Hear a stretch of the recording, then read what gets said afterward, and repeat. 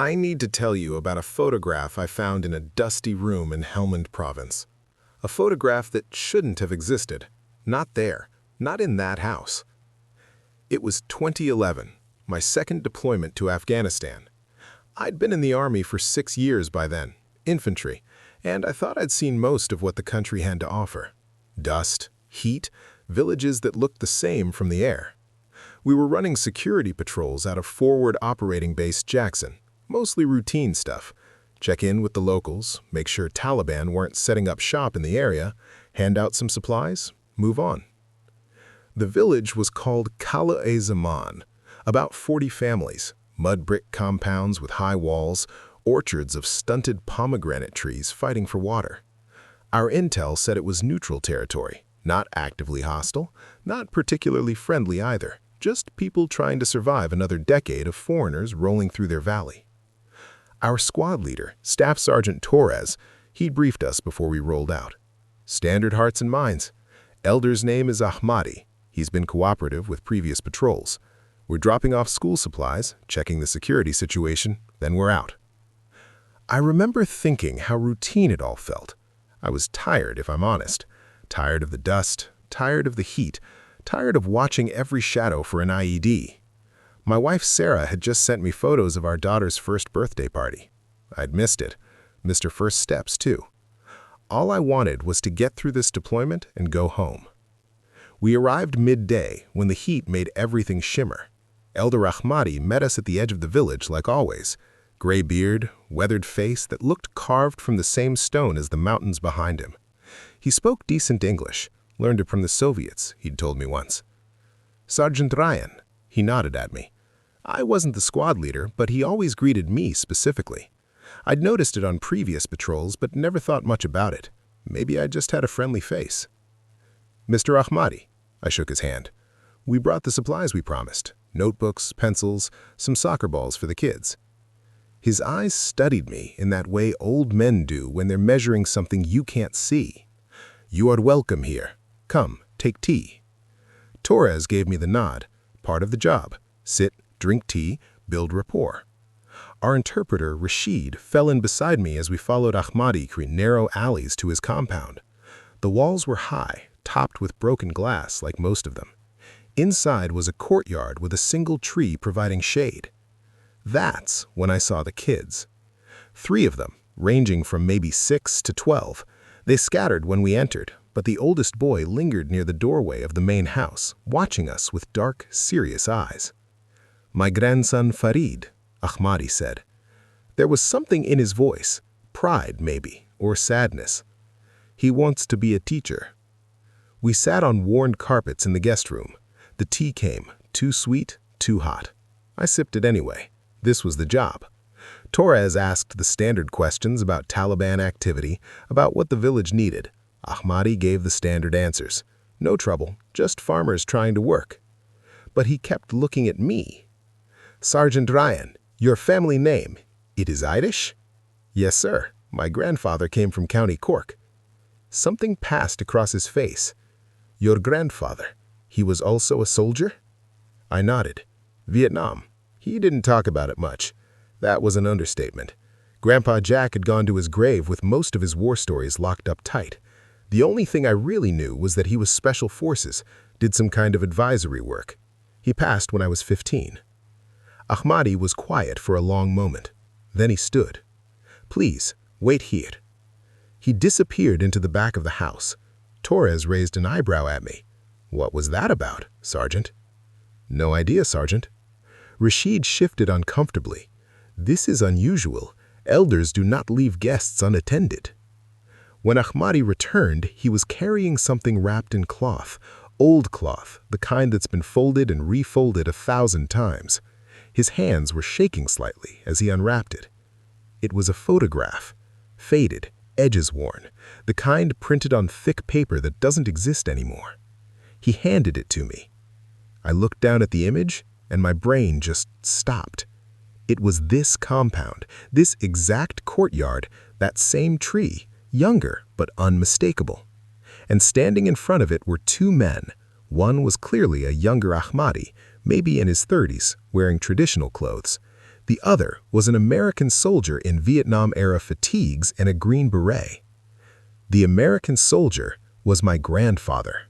I'd seen enough pictures of him from that era to know his face, the same sharp nose I'd inherited, the same way his left eyebrow sat higher than his right. But it was more than that. He was wearing a watch I still had at home in a drawer, a Seiko my grandmother had given me after he passed, the same one visible on his wrist in the photo. "I don't understand," I said. My voice sounded far away. Ahmadi's eyes were wet. "Your grandfather came here in 1968. The Soviets had not yet invaded, but there were others, insurgents, communists. He was training government forces in the region. He stayed in our village for 3 months. I couldn't stop staring at the photo. Same compound, same tree, 43 years ago. He saved my family, Ahmadi continued. Raiders came one night. They wanted to make an example of villages that cooperated with the government. Your grandfather fought them off. 3 men he stood against. My wife was pregnant with my first son. If he had not been here." Torres was leaning over my shoulder now, looking at the photo. "Holy hell, Ryan, that's really him?" "He never mentioned Afghanistan," I said. "Never said anything about being here." "It was not Afghanistan then," Ahmadi said quietly. "Not in the way you understand. Different war, different names, but the same land, the same mountains, the same," he gestured around us, "the same need to survive." Before I tell you what happened next, if you're hooked on this story, hit that like button and subscribe. There are dozens more voices like mine here. And drop a comment with your country. I'm curious where all of you are listening from. Ahmadi wasn't finished. "When he left, your grandfather made me a promise. He said if my family ever needed help, if there was ever danger, I should contact the American military. He gave me a code word. He said they would send someone." My hands were gripping the photo too tight. "What code word?" "Shepherd." The room tilted. That had been my grandfather's call sign. I knew because it was engraved on the back of that Seiko. "I used the code word once, in 2009 when your forces first came to this region. Taliban were threatening to execute anyone who cooperated with Americans. I sent word through the district governor. I told them, Shepherd sent me. I did not know if anyone would remember, if anyone would care about a promise made so long ago." Torres was looking at me now, really looking at me. "Ryan, when did you get assigned to this area?" 2 months before deployment, last-minute reassignment. I'd thought it was random, just the army being the army, shuffling people around. "Nothing's random," Torres said quietly. The truth was settling over me like a weight. My assignment to this specific FOB are patrol routes that consistently included this village, the way Ahmadi always greeted me by name. The military had honored my grandfather's promise. They'd made sure his grandson came to finish what he'd started. "Why didn't anyone tell me?" I asked. Ahmadi shook his head. "Perhaps they thought you would refuse if you knew. Perhaps they thought the burden should be yours to discover. Or perhaps," he looked down at his weathered hands, "perhaps some promises are not meant to be explained, only kept." I spent the rest of that patrol in a daze. Torres didn't push me to talk about it. We distributed the supplies, checked the perimeter, did our jobs, but my mind was 43 years away, trying to imagine my grandfather in these same alleys, drinking tea in this same room. That night back at the FOB, I couldn't sleep. I pulled out my laptop and wrote an email to my grandmother. She was 82, still sharp, living in the same house in Virginia where I'd grown up visiting. "Grandma, did Grandpa Jack ever mention Afghanistan? Ever talk about promises he made during the war?" Her response came the next morning. "Call me when you can. This isn't something for email." It took 3 days to get access to a satellite phone with enough privacy.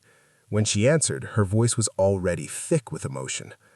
"Your grandfather made me swear never to tell you. He didn't want you joining the army because of him, didn't want you carrying his debts." "What debts?" She was quiet for a moment.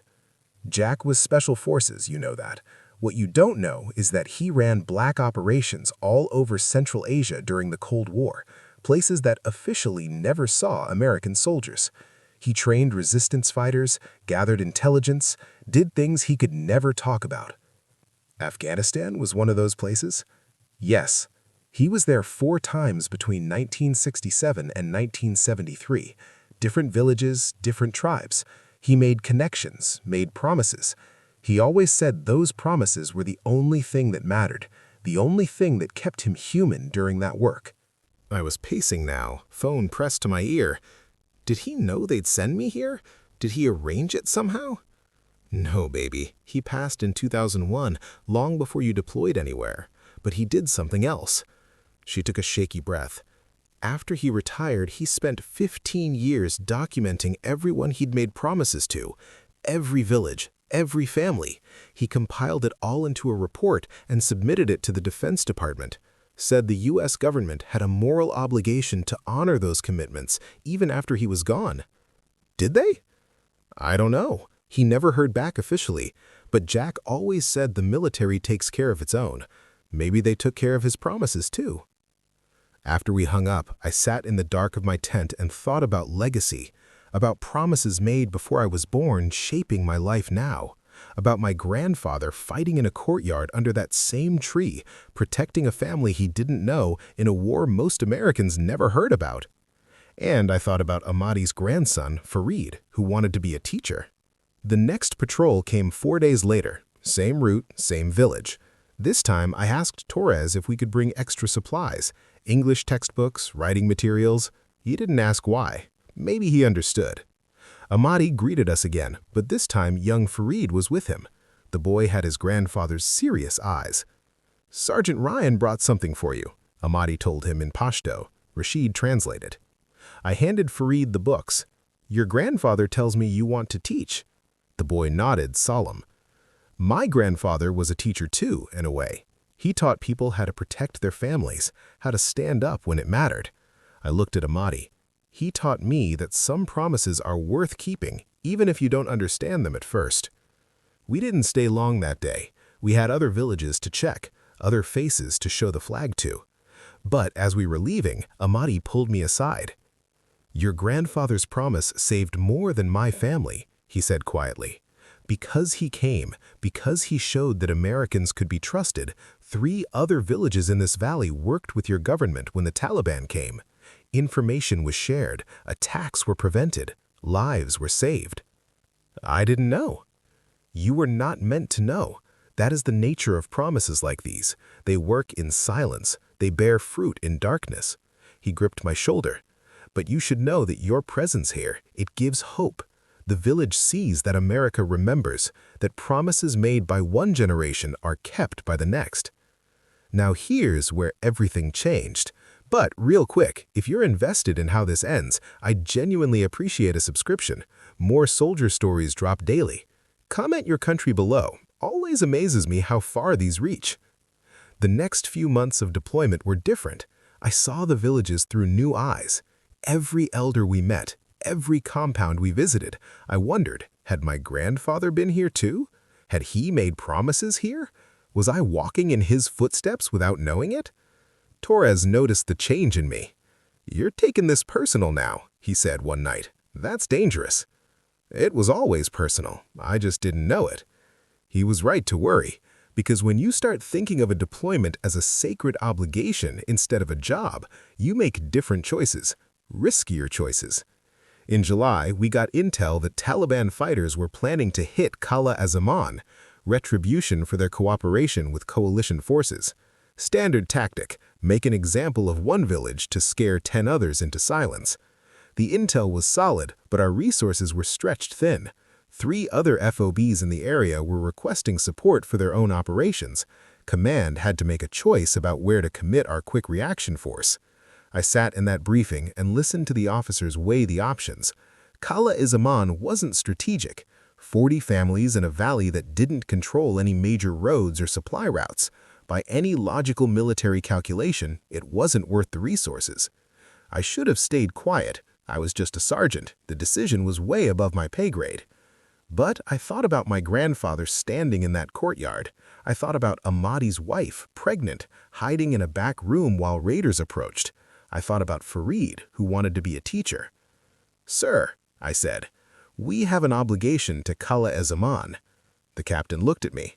"Explain." So I told them about the photo, about my grandfather's promise, about the code word that had brought me here, about 43 years of trust that had made that village an intelligence asset. If we abandon them now, we don't just lose one village, we lose every village that's been told American promises mean something. The room was silent. Finally, the captain nodded. "We'll commit the QRF to Kala-e-Zaman. But Ryan, if this turns out to be bad intelligence, if we're pulling resources from critical operations for nothing, that's on you." "Yes, sir." The Taliban hit the village 2 nights later, just like the intel said. But we were there waiting.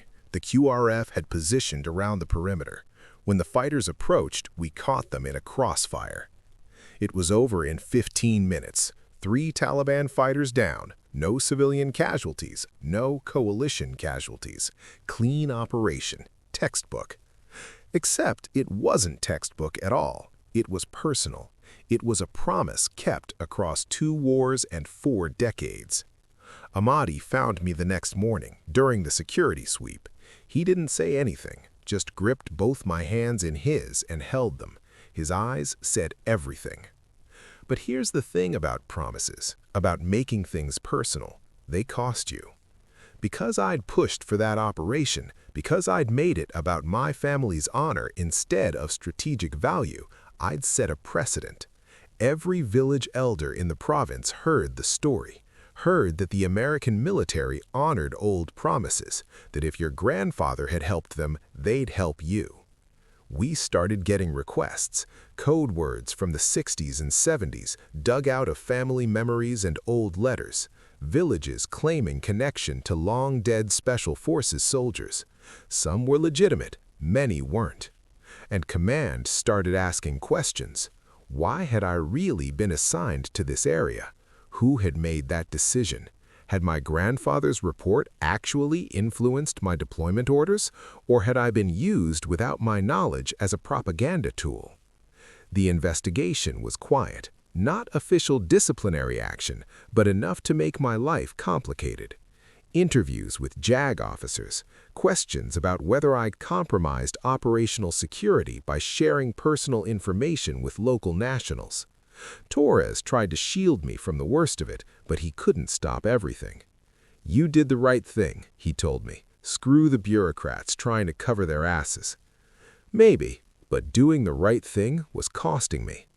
My wife noticed the change when we video called. "You look tired," Sarah said. "Different tired." "Just the usual deployment stress." "Don't lie to me, Marcus. We've been married 8 years. I know your faces." So I told her everything, the photograph, the promise, the investigation. She was quiet for a long time after I finished. Then she said, "Your grandfather was trying to protect you from this, from carrying his weight." "I know. And you did it anyway."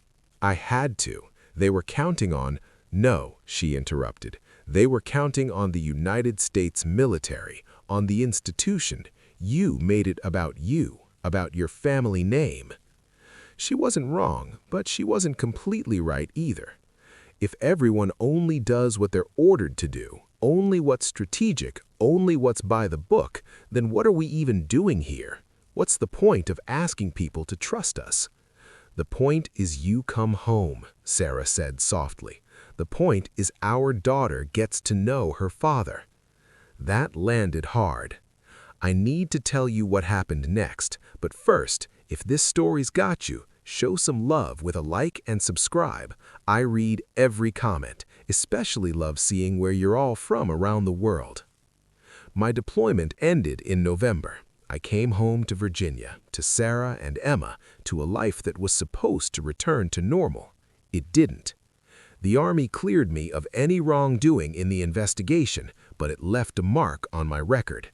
Enough that when promotion boards came around, I kept getting passed over. The official reason was always something vague, needs more leadership experience, or strong performer, come back next year. The real reason was that I'd made the Army confront something they didn't want to confront. that old promises had institutional weight, that soldiers weren't just tools to be deployed and redeployed, that our actions created obligations that outlasted our wars. I stayed in for 2 more years, but the writing was on the wall. I wasn't going to make E7, wasn't going to have the career I'd planned. In 2014, I separated from active duty, took a job doing security contracting. It paid better, gave me more time at home. Sarah was relieved. Emma was 5 and actually getting to know her dad. But there was a hole in my life, a sense that I'd left something unfinished. Then, in 2016, I got a letter, actual paper letter, forwarded through 3 addresses before it found me. The handwriting was careful, each English letter precisely formed. Dear Sergeant Ryan, my name is Farid Ahmadi. You may not remember me. You brought books to my grandfather's village when I was 12. You told me your grandfather was a teacher. I am writing to tell you that I am now a teacher. I teach at the school in Kala-e-Zaman, 43 students. Because your grandfather kept his promise, my grandfather survived to have children. Because you kept your grandfather's promise, I survived to teach theirs. I wanted you to know that promises matter, that they grow in ways we cannot see. Your grandfather planted a tree of trust in 1968. You watered it in 2011. I am now sheltering in its shade. Thank you. Farid Ahmadi. I sat in my kitchen and cried. Sarah found me like that, holding the letter. What's wrong? Nothing's wrong, I said. Everything's right. I just didn't know it until now. She read the letter over my shoulder. 43 students. Yeah. And you're going to tell me it was worth it, aren't you? The investigation, the past promotions, everything. I thought about that. Thought about the career I didn't have. Thought about the months of stress. Thought about making Sarah worry, making my daughter wonder where Daddy was. Thought about 43 kids in a village in Helmand Province learning to read and write. I don't know, I said honestly. Ask me in another 43 years.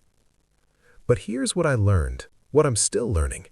My grandfather understood something I was only beginning to grasp. That the work we do, the promises we make, they don't belong to us. They belong to the future.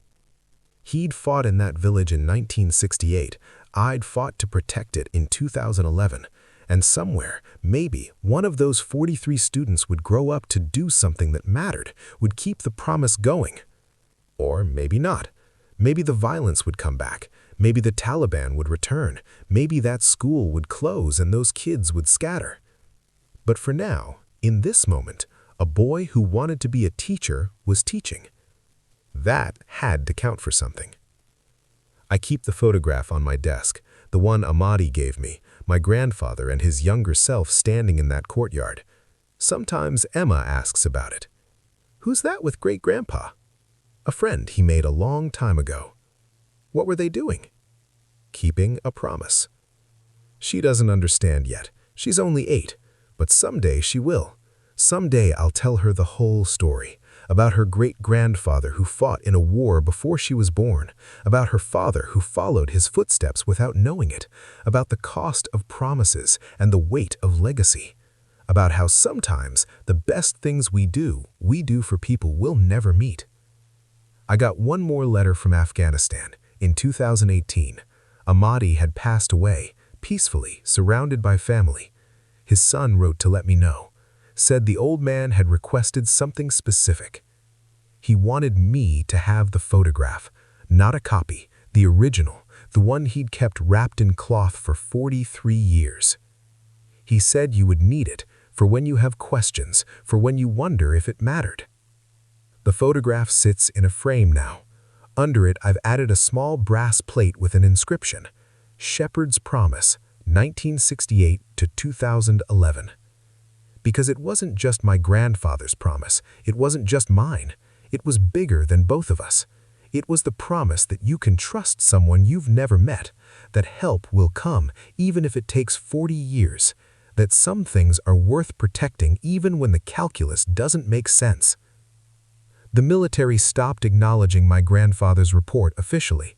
Too complicated, too messy, too many questions about how promises from one war could obligate another. I get it. Institutions need clean lines and clear rules, but the promises remain. In old photographs and young teachers, in villages that trust and soldiers who remember, in the weight we carry forward because someone before us carried it first. My grandfather never told me about Afghanistan, never prepared me for what I'd find there. Maybe he thought I'd refuse if I knew. Maybe he thought the burden would be too heavy. Or maybe he knew that some truths you can't be told, some debts you can only discover by paying them. I'm out of the army now, done with deployments and missions and villages with names I couldn't pronounce, but I'm not done with the promise. Because the thing about promises is they don't end when you want them to. They grow, they spread, they find new soil and new generations. Somewhere in Helmand Province, there's a tree that's been growing for over 100 years. My grandfather stood under it, I stood under it, and 43 kids sit in its shade learning to read. That tree doesn't care about military strategy or career advancement or the cost of keeping promises. It just grows. And maybe that's the only truth that matters. Some promises you keep because you gave your word. Some you keep because someone you loved gave theirs. And some you keep because you can't imagine living in a world where promises don't mean anything. My daughter asked me last week if I'd ever go back to Afghanistan. Probably not, sweetheart. Why not? Because I already did what I needed to do there. What was that? I showed her the photograph. I finished what your great-grandfather started. She studied the image, her young face serious. Did it work? And that's the question, isn't it? Did it work? Is the world better because my grandfather made a promise in 1968 and I kept it in 2011? I don't know. I can't measure the impact of 43 students in one village. Can't calculate the value of trust passed down through generations. Can't put a number on what it means when a culture teaches its children that some people keep their word. But I know this. There's a teacher in Afghanistan who's alive because my grandfather fought in a courtyard. There are students learning because I protected a village. There's a chain of trust spanning 5 decades. And that has to count for something. Even if it cost me my career. Even if it puts strain on my marriage. Even if I'll spend the rest of my life wondering if I made the right call.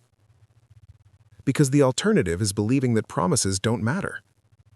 That the past is dead and gone. That what we do dies with us. And I can't believe that. Won't believe that. Not when I have proof sitting on my desk. Proof that a promise made in 1968 could save lives in 2011. Proof that what we do echoes forward in ways we can't predict. My grandfather planted something in that village. Trust. Hope.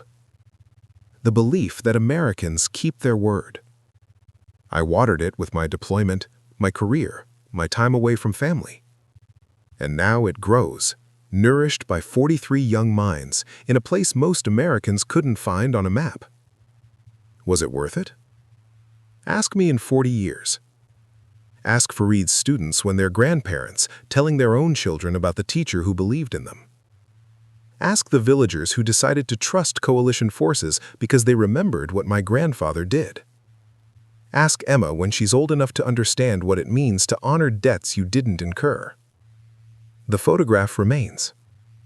The promise remains. The tree grows. And somewhere in the space between what we give and what we get back, between sacrifice and meaning, between one generation's war and another's peace, there's an answer.